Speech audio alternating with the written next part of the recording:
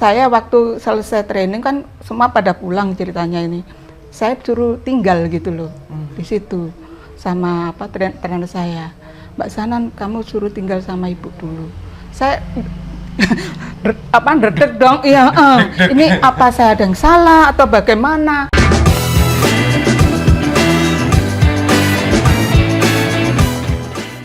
Hai Sobat Kartu Prakerja, balik lagi ke Jadi Bisa Podcast. Ini adalah podcast yang diinisiasikan oleh program Kartu Prakerja. Dan buat kalian yang belum tahu apa itu program Kartu Prakerja adalah program peningkatan kompetensi untuk angkatan kerja di Indonesia. Karena kita percaya bahwa setiap orang itu punya kesempatan dan berhak untuk peningkatan kompetensi mereka. Dan hari ini kita udah kedatangan narasumber yang inspiring banget bahwa kita kapanpun, dimanapun, harus tetap semangat belajar yang tinggi. Betul ya? Selamat datang Mbak Shannon di Jadi Bisa Podcast. Oh, terima kasih. Iya, balik lagi sama saya William Sudana. Jadi kita ngobrol-ngobrol santai tentang kisahnya Mbak Shannon nih, kayak gitu. Mbak Shannon, boleh nggak perkenalan diri dulu nih sebentar ke teman sobat-sobat yang akan nonton podcast ini? Oke. Perkenalkan, nama saya Sanan Puji Rahayu, yang biasa dipanggil Sanon. Saya seorang trainer spa dan spa terapis. Cuman kebetulan ini saya mulai rintis lagi untuk usaha saya begitu, dan saya senang pada saat pandemi kondisi yang seperti itu masih ada ilmu, juga dapat insentif juga. Itu yang menarik juga, karena memang kondisi seperti itu benar-benar kondisi yang down, semua lockdown kan, termasuk pekerjaan saya yang selalu kontak dengan orang begitu, jadinya semua pada berhenti begitu. Nah, sebelum kita lanjut ya, karena menarik banget nih gitu. Boleh nggak, pas awal-awal karir pertama itu Mbak Shannon tuh ngapain sih sebenarnya? Saya sebenarnya background saya itu administrasi kantor. Iya, kerja kantoran. Iya, kantoran, berhubungan dengan sekretaris begitu. Yang intinya hubungan dengan bos begitu, seperti itu. Itu kira-kira tahun berapa tuh, Mbak? Kira-kira antara tahun 93 sampai tahun 98 mungkin, seperti itu. Oke. Iya. Jadi kerja kantoran. Kantoran. Biarpun nggak satu kantor, beda-beda antara tahun itulah saya bekerja di administrasi begitu. Itu di mana, di Surabaya? Pindah-pindah juga. Karena memang dari dulu saya suka kerja sambil menikmati keindahan gitu. Saya suka traveling gitu loh ya. Begitu ketemu banyak orang, berbagai budaya begitu. Juga kulineran juga beda-beda. Itu yang membuat saya tertarik untuk kerja tidak di satu tempat, dan memang Tuhan berikan itu sejak saya selesai sekolah waktu itu. Habis itu lanjut terus administrasi tadi dari tahun sampai 98, Iya, 98 terus di administrasi baru tahun itu waktu di Bali itu tahun 96 saya tahu dunia spa di sana. Karena saya bekerja di ekspedisi. Ditaruh di sana, di kantor sana begitu. Sampai saya tahu, saya nanganin juga masalah suppliernya mereka, kebutuhan handuk dan lain sebagainya, termasuk tisu, dan saya masuk di spa-spa atau di hotel atau di restoran begitu. Nah, ketika saya masuk di spa itu, saya kok rasa nyaman, enjoy, begitu. Nah, tapi waktu itu saya hanya merefleks ke diri saya aja. Kayak asik gitu ya. Kenapa saya nggak kerja di bidang ini aja gitu. Tapi apakah mungkin saya bisa ke sana sementara saya nggak punya latar belakang? Ya kan, dunianya beda begitu kan. Betul. Ya kan. 2009 saya ke Jakarta ada training, akhirnya saya ketemu pasangan hidup. Saya nggak jadi neruskan cita-cita itu lagi ya, karena waktu itu mantan minta saya jadi ibu rumah tangga aja. Itu kan. Ya, tapi waktu itu kita masih kayak saling mengenal lah waktu itu. Sampai akhirnya 2001 saya menikah dan benar-benar memang nggak diizinkan kerja. Jadi ibu rumah tangga. Tapi keputusan itu emang Mbak Shannon gitu. Ya, saya kan apa kata suami.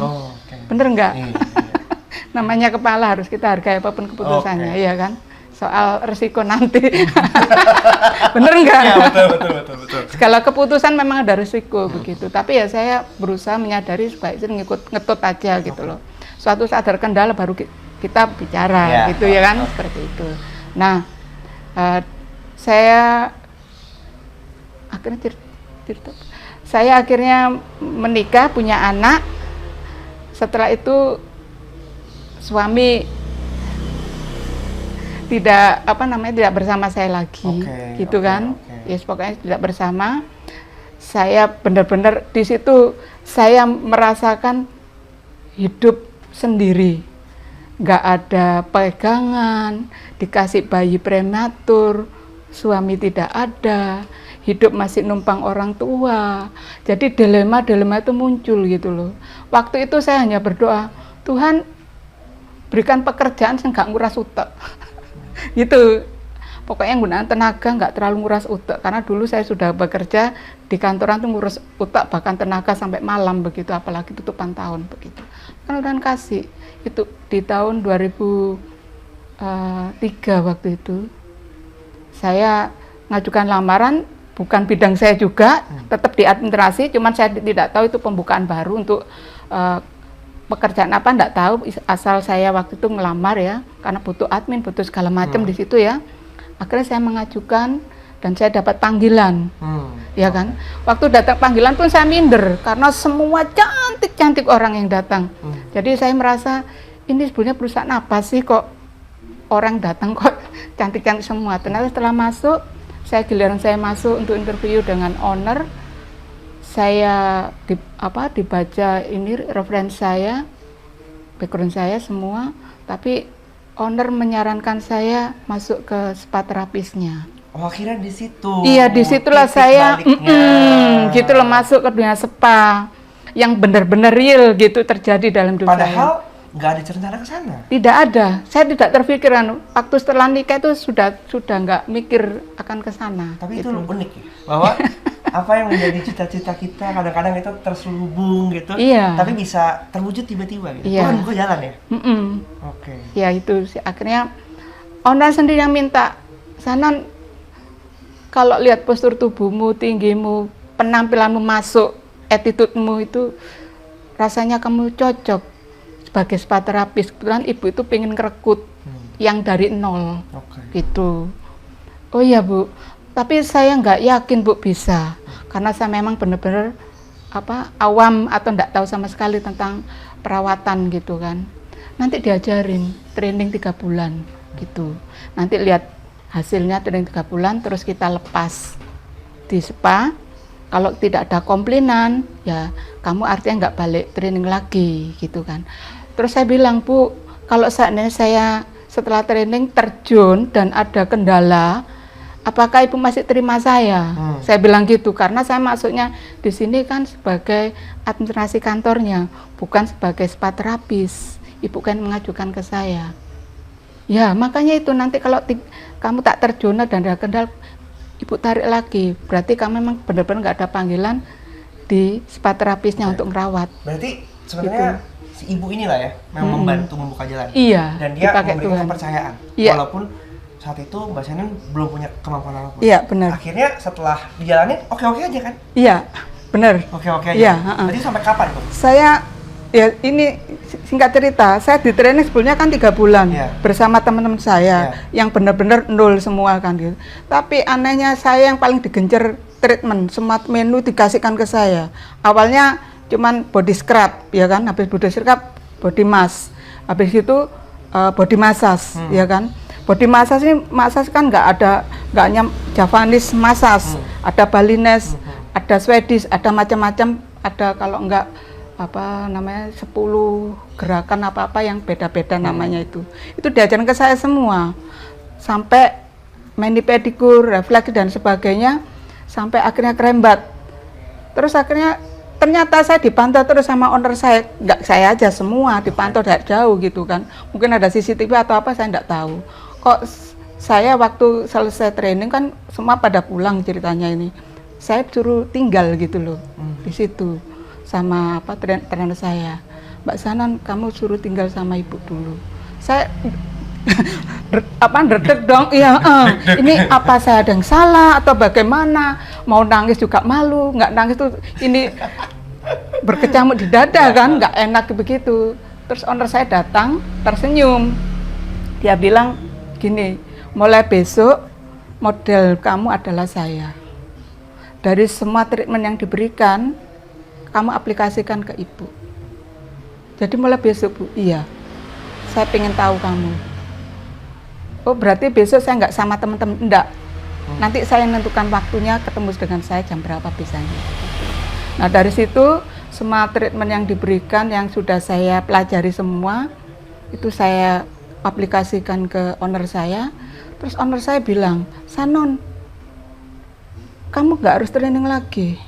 Kamu sudah bisa, soalnya ketika kamu pegang saya rasakan kamu nggak grogi, ya kan?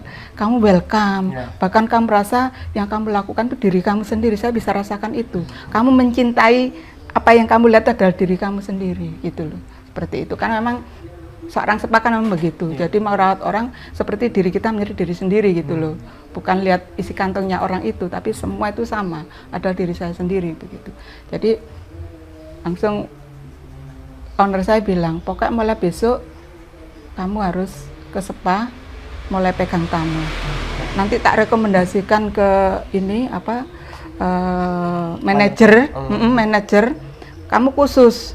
Kalau seandainya ada apa-apanya, kamu di sana dikomplain sama tamu apa-apa, itu bukan urusan kamu, urusan saya. Jadi kamu boleh kembali training lagi untuk memperdalam lagi. Oke. Jadi dari situlah karir sebagai mulai spa terapis. Spa terapis disebutnya? Iya, spa terapis. Oke. Nanti kalau kita pegang vessel ya beautician and spa terapis, begitu. Kan berarti kan akhirnya itu disitulah, akhirnya di tengah kegalauan semua muncullah kesempatan harapan, baru. Iya, harapan baru ya, harapan sebagai baru. spa terapis. Iya, ya. sebagai spa Sampai kapan terapis. tuh Mbak ikut di, ini kan berarti ikut orang nih, ya kan? Kalau di Despa ini kan namanya Despa karena tidak under hotel begitu kan. Di Despa ini saya kurang lebih ada 3 tahun. 3 tahun. Terus saya kan punya teman nih kerja di mana-mana. Waktu itu saya galau karena apa? Ternyata kerja di Despa ikut perorangan itu nggak mengenakan begitu loh. Iya kan? Mereka berdasarkan ini feelingnya dia mau baik mau enggak gitu loh. Jadi kitanya yang harus serba ngikutin begitu kan, nggak ada peraturan yang baku dan standar dari perusahaan bagaimana begitu kan, saya ikutnya dia gitu kan. Nah suatu saat saya iseng-iseng berhadiah, tanya ke temen, ada nggak lowongan kerja tempatmu gitu, karena memang saya punya visi ke depan, saya harus kerja di hotel yang internasional kelasnya begitu. Apa yang membuat Mbak Sanan tuh punya trigger, saya harus kerja di hotel gitu? Ya karena saya merasa kalau under hotel apa kelas internasional itu kita itu kerja ada dihargai begitu loh. Tidak hanya apa kita bekerja, tapi ada harga yang mereka berikan ke kita, dapat prestasi dan sebagainya, ya kan? Tapi jadi, apakah dari sisi kompetensi itu juga butuh lebih besar dong, harusnya dong? Karena kan dengan apa ya? Kalau Spider-Man bilang katanya dengan reward yang lebih besar ada tanggung jawab lebih besar. Artinya kan dari kemampuan juga harus ditingkatkan dong, ya kan? Kalau di Despa tidak mungkin itu, tidak mungkin terjadi karena sistem mereka KKN, ya kan? Orang di dalamnya yang punya tingkatan-tingkatan itu hanya kalangan yang owner terdekat di owner begitu loh. Kalian tetap karyawan begitu, nggak ada prestasi. Bahkan saya banyak ilmu yang diturunkan ke saya itu tidak berupakan sertifikat begitu. Padahal didatangkan trainer, tapi hanya sebatas melatih, tidak diberupakan sertifikat. Penting, gitu kan? sertifikat itu penting? Ya penting lah. Ya penting. Karena apa? Orang bisa lihat dari apa kemampuan saya dari sertifikat itu juga. Bener nggak? Iya kan? Dan referensi itu sangat mendukung jika ada ini apa namanya itu sertifikat itu. Gitu kan. Saya nggak tahu di bidang lain loh ya. Kalau di spa itu orang lihat ketika kita ngelamar, kita nggak wawancara kalau di spa, tapi praktek. Nah, gimana orang praktek kalau nggak ada itu tadi sertifikat itu, kemampuan demi kemampuan yang ada di situ kita jalanin gitu. Berarti dari situ pindah ke hotel, dari hotel akhirnya memutuskan untuk jalan sendiri sekarang. Iya, begitu. Jalan sendiri. Ya sebenarnya saya pengennya tetap di hotel waktu itu, karena terakhir kan usia saya waktu itu sudah 47 ya. Saya kerja di Hyatt Regency Istanbul. Itu juga pembukaan baru. Istanbul, Turki? Iya, Turki. Wah. Di sana, di Atakoy. Nah, saya berpikir saya sudah nggak mungkin pindah-pindah kerja lagi. Saya sudah segini. Saya harus ini terakhir buat saya, ya kan? Dan harapan saya tetap di sana, gitu loh. Karena memang saya sudah punya apartemen juga di sana, begitu kan. Memang hotel tidak memberikan kita akomodasi tempat tinggal gitu kan. Jadi saya dibantu teman yang orang Turki itu untuk bisa punya apartemen atas namanya dia, tapi saya yang cicil gitu loh, seperti itu. Itu bayangan saya gitu kan, tapi kalau rencana Tuhan kemudian saya harus kembali kan saya tidak tahu juga. Kan lah, pas waktu 2015 bulan September itu saya dipanggil HRD untuk tanda tangan kontrak lagi yang berikutnya begitu. Di situ saya ada kebimbangan. Tuhan, saya itu selalu saya itu selalu konsultasi sama Tuhan. Itu dasar saya. Tuhan, apakah saya lanjut? Kok saya ragu-ragu gitu kan. Lah, HRD juga menanti, semua sudah tenang, kamu kok diem aja bengong begitu kan. Saya bilang, Bu, kasih waktu saya 1 minggu untuk saya tanda tangan. Saya nggak mau asal tanda tangan. Nanti takutnya saya nggak jadi, saya jadi masalah, suruh ganti uang dan sebagainya. Intinya begitulah, ada resiko yang ditanggung. Oke, saya kasih waktu, kan. Akhirnya 1 minggu berlalu, saya datang ke HRD, saya putuskan untuk tidak lanjut. HRD yang gini, Sanon, kenapa kamu tidak lanjut, sementara teman-teman lanjut? Gitu kan, kami kan ada orang Indonesia 3 orang di SPA itu. Saya jelaskan kondisi orang tua begitu, seperti ini. Terus menyayangkan, karena apa? Susah cari orang yang memiliki semua kemampuan. Dia sendiri pun tidak tanpa di training sudah melakukan pekerjaan seperti rumahnya sendiri, ya kan? Seperti kan memang rumah kedua begitu, dengan baik. Dia nggak mungkin pun mencari lagi yang seperti dia bilang seperti saya gitu, nggak ada gitu kan. Coba dipikir-pikir lagi. Sayang loh gitu. Bukankah kamu sudah punya apartemen di sini, gini. Pokoknya intinya dialihkan supaya tetap bertahan. Terus saya bilang, maaf, saya sudah putuskan, bagi saya orang tua lebih penting.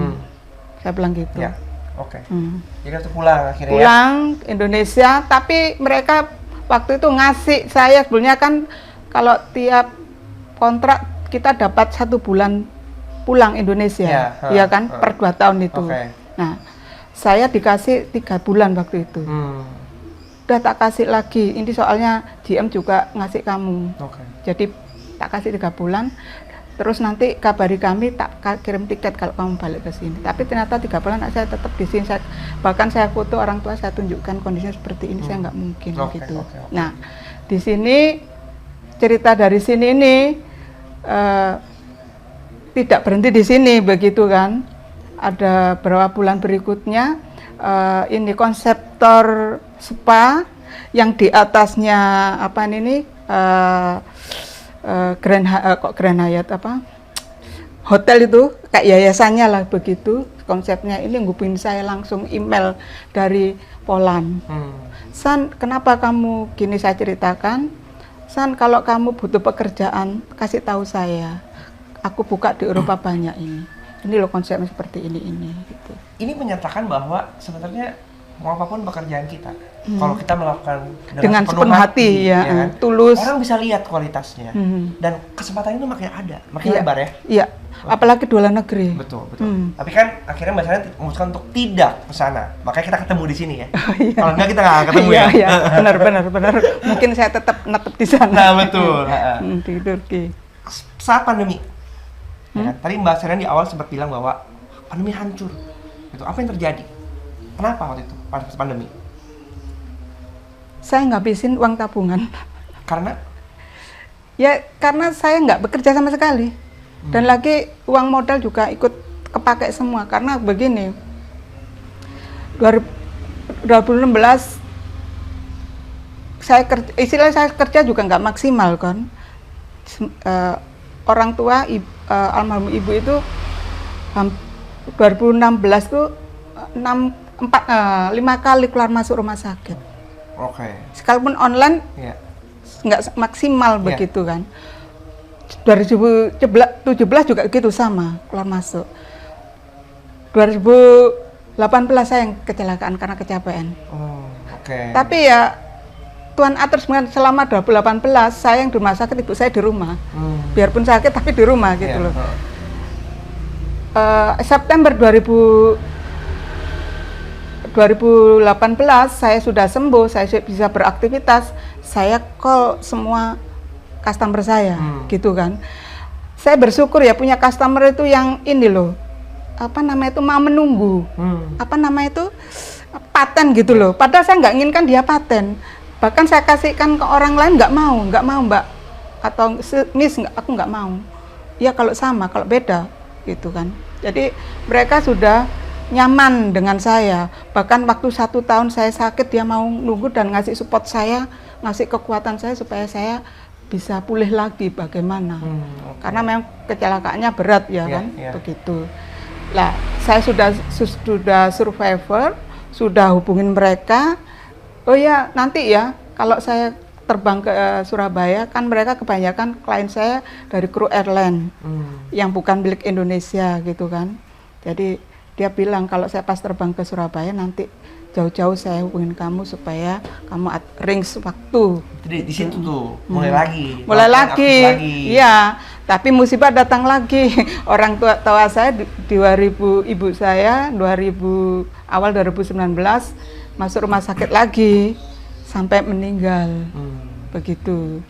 Seperti itu. Terus saya kerja lagi lah karena bapak sendiri waktu itu sudah punya kehidupan sendiri ya, nggak tinggal di sini juga.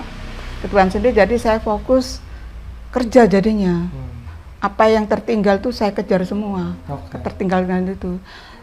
Tahun 2020 ya Februari semua klien saya pamitan yang kru airline itu dari Atlanta itu. Pamitan, memang mereka sudah kayak teman ya, teman baik begitu hubungan kami gitu, saling info gitu. Pamitan semua. Kami nggak kerja, kami dipulangkan, kami kembali ke negara kami masing-masing. Loh kenapa? Loh, di Indonesia masih belum pandemi, dia bilang gitu. Itu awal masuk 2020. Bulan Januari mereka udah pamitan. Kami sudah di-resign semua, sudah kasih pesangon. Kami harus balik ke negara kami. Nggak taunya di Februari baru tahu sudah masuk Indonesia kan, pertengahan Februari baru tahu itu. Oh mungkin karena ini. Jadi habis semua tabungan. Habis semua, karena memang pekerjaan juga sebentar toh, begitu. Jadi modal sudah keluar semua. Suatu saat ya di bulan mungkin bulan Juli atau Agustus, kalau nggak September itu teman saya kontak saya, San, ini loh ada kartu prakerja, aku udah daftar dan udah diterima, begitu. Loh kamu dapat info mana? Kamu cari di Google, begitu kan. Akhirnya saya datang ke rumahnya. Saya itu orangnya modelnya itu kan nggak hanya info, saya harus tahu gitu loh, ya kan, harus ketemu bener enggaknya gitu kan. Akhirnya saya memang benar. Dan di rumah teman saya itulah saya mencoba untuk daftar di kartu prakerja. Memang gagal, awal gagal, pertama gagal, kedua sampai malam gagal, besoknya itu tinggal satu hari mungkin waktu itu, memang waktunya sudah mepet gitu. Daftar lagi ternyata tembus.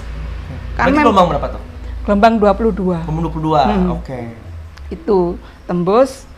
Terus saya carinya yang sesuai background saya dong, supaya menambah ilmu lagi toh. Ternyata enggak ada, adanya kecantikan, begitu kan.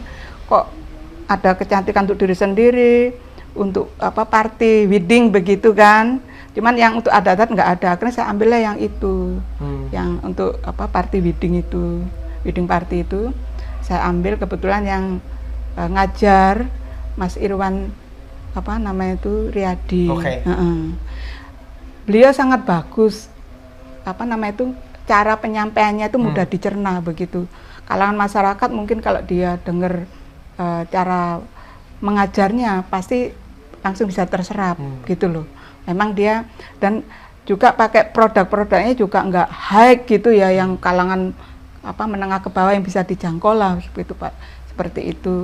Terus ya akhirnya saya melakukan, kan itu setiap kali pertemuan ada 4 jam mungkin, satu kali pertemuan itu 4 jam karena memang harus sampai bisa begitu. Nah, sebelumnya Mbak Shani tuh pernah belajar online?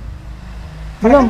Belajar semua online kan? Iya, baru pertama kali tuh aku kenal belajar online ya di Kartu Prakerja itu. Gimana? Susah nggak ngikutinnya? Kalau kita fokus ya itu mudah sih, tergantung orangnya masing-masing toh. Beda nggak sih? Karena kan dulu kan Mbak Shani belajarnya kan offline ya kan? Ketemu, diajarin langsung interaksi sama pelatihnya gitu. Sedangkan ini enggak, ternyata dari layar gitu. Iya sih, cuman bedanya kan warna aja, di warna aja, kombinasi apa ya, cahaya mungkin kalau di mana itu, di apa layar begitu kan. Kalau dunia nyata kan beda. Cuman kalau saya ngikutin dari beliau itu step by step cara pemakaian produk demi produk ke wajah kita. Itu yang aku pelajari dulu. Bisa aman itu?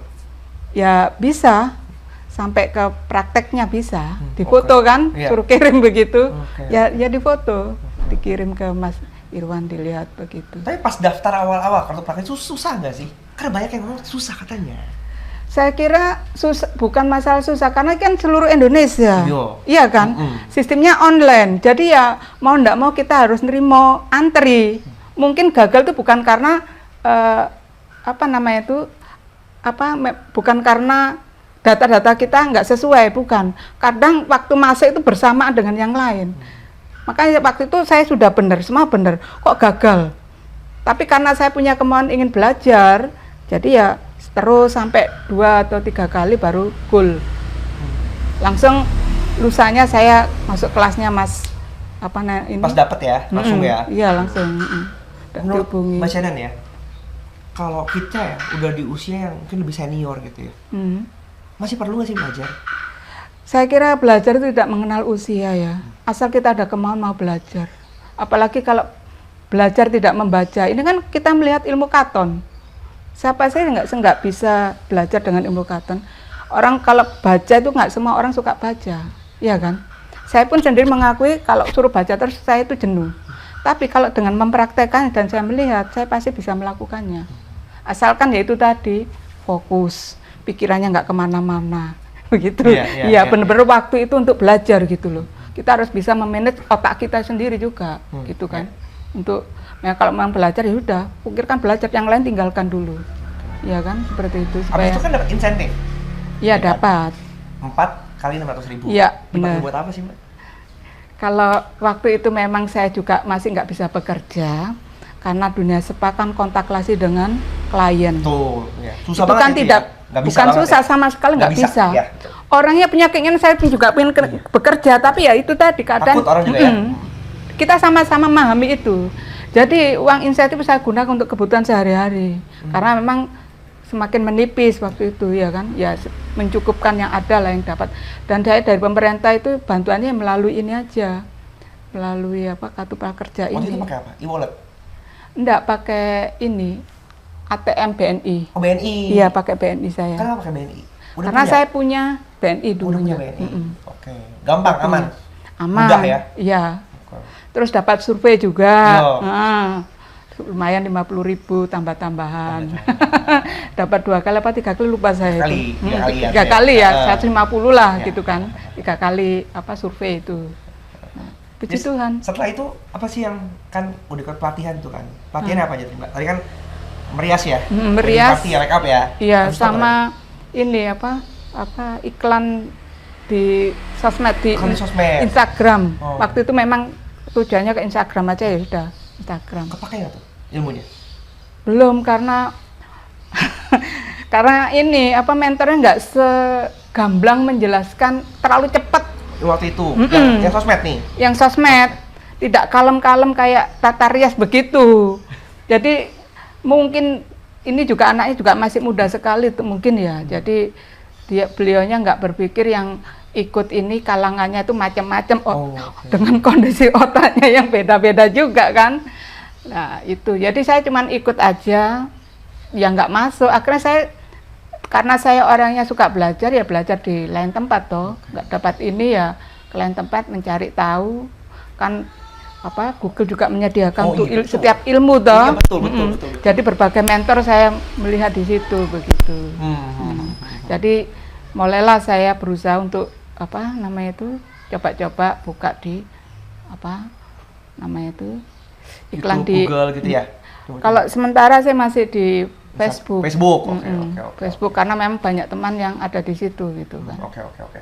Nah, setelah Mbak Shannon ngikutin ya kan. Sekarang kan lanjutin lagi nih bisnis spanya kan ya, online ya kan. Itu dengan sekarang pandemi udah mau berakhir, klien nambah? Masih ini, kalau bayi gitu belum juga merangkak, masih ungkuk-ungkuk gitu loh. Karena memang sampai sekarang orang lebih memikirkan kebutuhan hidup tuh daripada untuk itu. Kecuali ada uang lebih pun juga nggak banyak, ya kan? Pasti dia mikir untuk kebutuhan lagi begitu. Jadi ya seperti itu keadaannya. Tapi ya saya tetap memiliki semangat bahwa ilmu yang saya punya itu tidak hanya untuk mencari klien, tapi juga untuk buat sekolah gitu loh. Makanya sekarang saya lagi berpikir untuk menjadi trainer yang benar gitu loh. Tadinya kan saya trainer kan cuman di hotel-hotel tadi ngajar junior ya kan, seperti itu. Lah di dunia nyata kan masih belum. Ya itu makanya saya masih istilahnya itu mencari teman yang sepaham dengan saya, yang suka juga dunia pendidikan gitu, sekalipun beda pendidikannya gitu kan. Tuh ya kebetulan ada yang ketemu begitu, klik gitu kan. Jadi ini tinggal nunggu tempatnya ada dan sebagainya gitu. Jadi ini rencana ke depan ya? Rencana ke depan. Memperbesar gitu. lagi dengan partner. Iya, karena saya juga menyadari usaha segini itu nggak mungkin keluarkan tenaga lagi untuk sekalipun klien-klien saya tetap bertahan dengan saya yang ada di Surabaya ini gitu kan, masih senang dengan bahkan tak kasih ke orang lain pun sama sekali nggak mau. Nggak Mbak, kekuatan saya tetap nggak berubah. Tapi saya juga menyadari diri usia ini bertambah terus tenaga pasti rosot gitu ya. Kalau orangnya merasa tetap enak, sayangnya nanti keropos semua. Ini kunci penting ya sobat-sobat ya, bahwa kita tuh harus tahu nggak ada yang abadi. Iya, nyadar diri. Hidup gitu. Itu berputar kayak roda, kapan di atas kapan di bawah. Jadi kita harus berani keluar dari zona nyaman kita. Benar. Kita nggak boleh terus berpuas diri, kita nggak boleh terus ya udahlah nikmatin aja hidup gitu.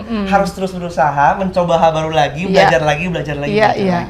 Memang kita harus selalu membuka diri untuk wawasan baru begitu. Saya pun juga sampai sekarang pun juga seperti itu. Jadi jangan hanya puas dengan apa yang kita miliki, ya kan? Kita miliki pun juga harus bisa dibagikan. Karena toh kalau seandainya kita kembali ke yang kuasa, ilmu itu akan sirna dengan sendiri kalau tanpa kita berikan ke siapa-siapa gitu. Mantap banget. Mbak Shannon, saya minta dong kata-kata terakhir buat sobat-sobat yang mendengarkan video podcast ini. Ya. Apa sih wejangan dari seorang Mbak Shannon buat mereka-mereka? Saya berharap ya sepintar-pintarnya kita tetap memiliki rendah hati dan jangan sombong, tetap welcome pada setiap orang. Karena kita tidak tahu mana yang baik, mana yang enggak ya. Tetap kita melakukan yang baik saja untuk mereka. Karena apa? Kalau kita tetap berpositif thinking, kemanapun kita pergi pasti diperlukan orang-orang yang baik untuk kita. Seperti itu. Jadi rendah hati, jangan sombong.